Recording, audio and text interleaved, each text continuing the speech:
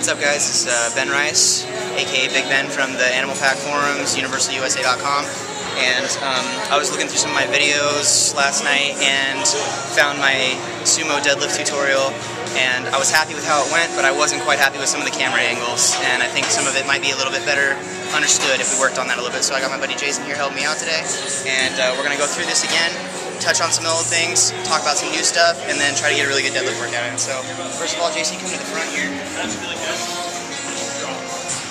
Okay, the first thing we talked about in the first one was foot position. I think it's important. Again, it doesn't matter how wide or narrow it's going to be as long as you're consistent with it. So I'm going to use these rings as a guide. I'm setting up just outside. The second most important thing from here is arms straight up and down. So when I go to the bar, they don't go in or out. Straight up and down. Your body's most efficient leverage position is a straight line. Any farther out, you're going to have to pull it farther. Any closer in, you're just putting your shoulders in a bad spot. You don't want to do that. So straight up and down. We're going to talk about the grip again. Okay, we're going to hit the hook grip for these warm-up sets. This is 405 in the bar right now, and I usually don't switch to my normal grip until a little later. So we're going to go hook. Your thumb is like a hook. Squeeze that skin out of the way. Thumb comes around like a hook. That's why it's called the hook grip. These fingers are going to wrap around as far as you can. Get as much of that hand. There is no way this bar is going to move until my thumb just can't take it anymore. That's how they do in Olympic lifting. That's why they're clean and jerking this much weight. Okay? So again, we'll go through the setup. Feet slightly out, as long as they're pointing the same out. That's the important thing. Up, straight down. Lock my thumbs in. Slack out. I want a flat back, not arched, not rounded. Flat. I like to drive my hips really hard on the last drive, so.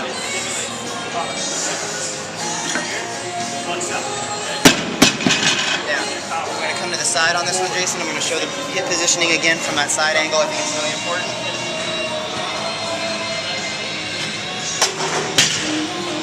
Again, you notice my arms are going to be straight up and down when I start to pull, even from the side. So they are perfectly around what direction I'm in.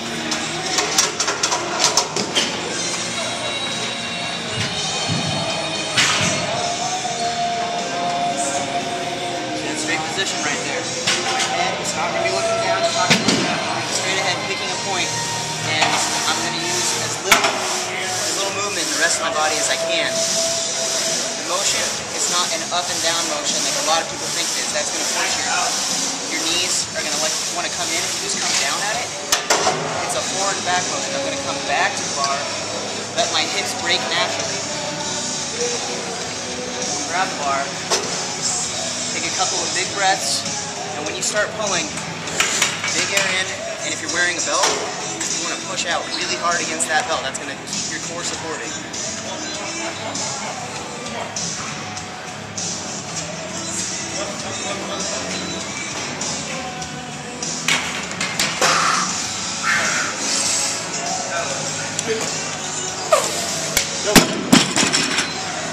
We're going to hit on a couple of things that I hit on the first time. Do not touch and go the reps. You go from a dead stop to a dead stop in the air.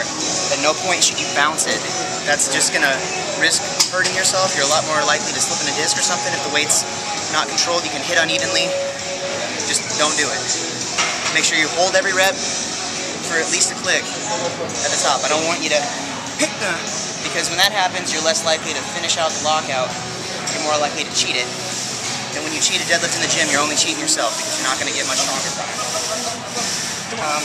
Today's workout, I'm running a 5-3-1 progression. I'm on 3s week, which means that I'm going to hit 2 sets of 3 at a lower percentage, and then go for a max rep, or just under a max rep, at my top percentage for the day. And thanks again for watching. If you have any specific questions, go ahead and comment at the bottom. I'll address them as they come up. And hopefully I'll add some stuff about programming and some accessory work in this also, kind of build from that last video. But thanks for watching, and wish me luck. Here we go.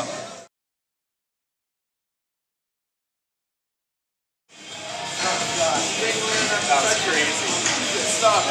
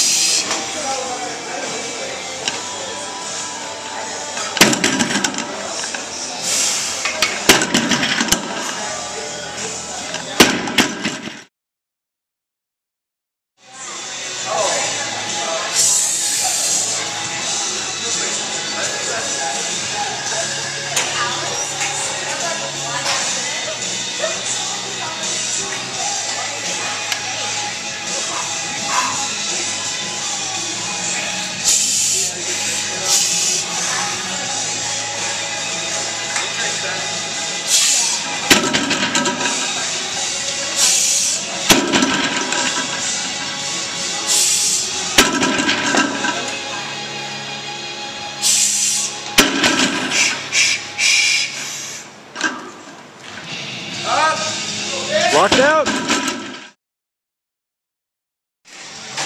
Okay, so that didn't go exactly the way I hoped it would. I really wanted that 5th rep, but move on. Just got to make it up in the accessory movement. I'm going to show you guys how to do my absolute favorite accessory movement when it comes to deadlifting. Other than straight up deadlifting, this is, in my opinion, the best deadlift builder. I'm talking about the stiff leg dead. And I'm going to show you guys the way that I approach it every single time, the way I think it really should be done, the safest way to build the most strength. So, basically, I'm standing here on a 45-pound plate. I'm just used to pulling off of this particular platform. This is maybe 2 inches. I don't know exactly what it is, but as long as you're pulling off the same height, you can track your numbers through the consistency. This is going to much more close to a conventional pull for me, which is not my main style. So it takes a little bit of practice, especially if you're coming out of sumo. Same thing though, arms are straight up and down. I never want to have them out or in unless you're doing like a snatch grip, and that's not the point of this. Things I want to point out, every rep, just like on a deadlift, stop on the ground, start pulling again. Touching going is, people say it gives you more of a burn in your hamstrings. It also exposes them to a lot more tearing incidents, and that's not what I'm about. I would suggest for anybody beginning on this, start really light, start using a belt. You can hurt yourself doing this exercise very easily. We're basically taking away all the leg drive as much as we can. So Jason, I'm going to have you come to the side here so they can see a full rep. Again, we have 405 on the bar. This is relatively light for me on one of these exercises. I can usually hit this for about a set of 10. I'm just going to do a couple of singles. Most of my conventional moves, I like to do the overhand grip, just because it's not the way that I really am worried about dropping it. So, bend my legs slightly. I'm not going to come down to the bar at all. I'm going to just have it bent. So this is not flexed like that. I don't want to be risking tearing this. So slight bend. Back again. It's not going to be rounded. It's not going to be mega arch. I want it flat. And when I start pulling this without a belt on, it's going to round a little bit. That's okay, as long as you don't start too heavy. So, Jason, go ahead and watch this one.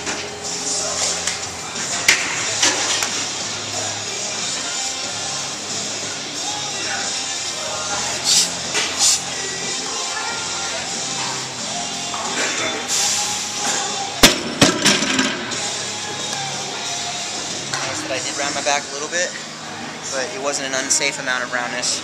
I kept a slight bend in my knees to take some of that pressure off the hamstrings. You're definitely going to feel that. You don't need much more than that. It's going to just be tearing away at you. When I go much heavier, I like to throw on the belt just for safety purposes. I suggest you do the same. And again, my opinion, best accessory lift for deadlifting. Usually, getting ready for a competition, I'll keep the reps between 3 and 8. And I'll alternate on weeks depending on how I'm feeling and how my actual lifting went. So I'm going to throw some of these in, see how it goes. Okay, so if you want to stop the video now and rewind it and then count the plates and figure out that was actually 495, that's kind of a big misload here in the gym. I'm not usually 90 pounds off, but yeah, I was wondering why 405 felt so heavy. It's because it was closer to 500. So I think we're just going to go up with some singles right now because already up there anyway. So took off that 25, add another 45 on, so we're at 535 now. Gonna try another one. Still haven't rechalked since my top set of sumos. Still not gonna wear the belt. Just gonna go for a single here. Who knows?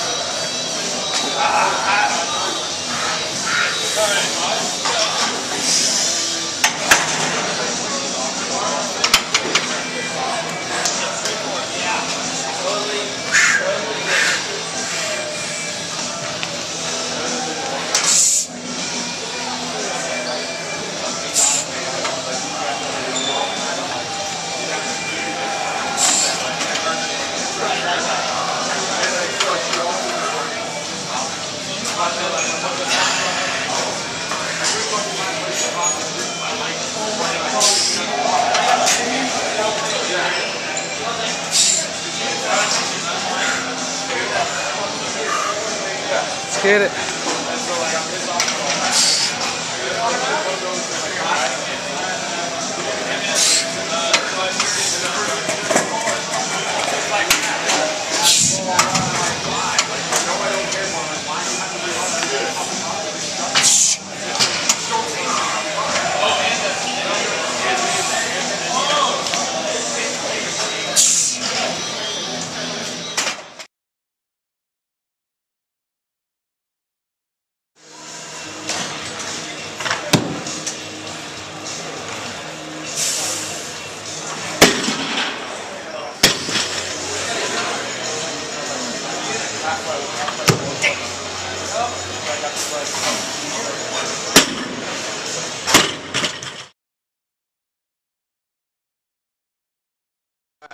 Alright, so I'm going to finish off the workout here with something I like to call floor rows. It's a bent row, except I think it has a better carryover for the deadlift since you're actually starting from the ground. A couple things to remember. I never like to use straps, so I'm going to hook grip it, work on my grip while I'm doing this, and I'm not using a belt for these. Again, that's personal preference. I like to get a lot more core activation in it. I'll show you the setup here. To remind you, these are not as strict as like a bent row. I would say you should allow a little bit of motion to get better carryover for the deadlift. So set up almost like a conventional pull, maybe a little wider. You can bring the hands over, double overhand. You're going to hook it, and each rep is going to touch the ground. So go ahead and flip the set and see how it goes.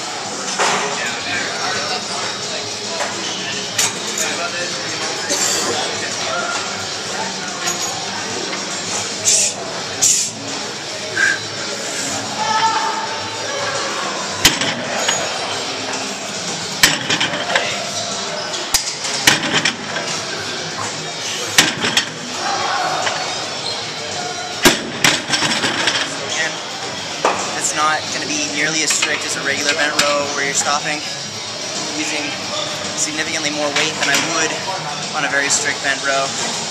But I'll tell you right now, that makes your normal deadlift feel a lot easier. So I'm going to hit up some core next, but thanks for watching, and pull hard. We're good.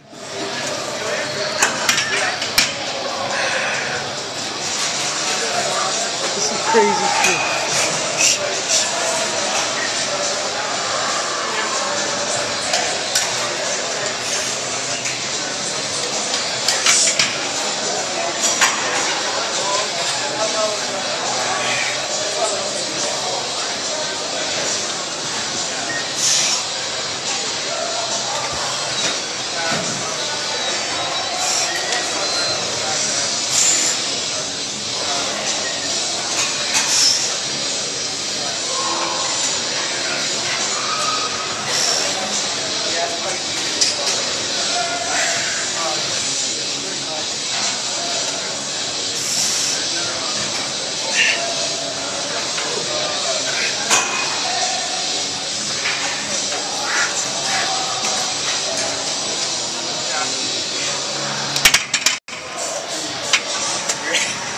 Shot.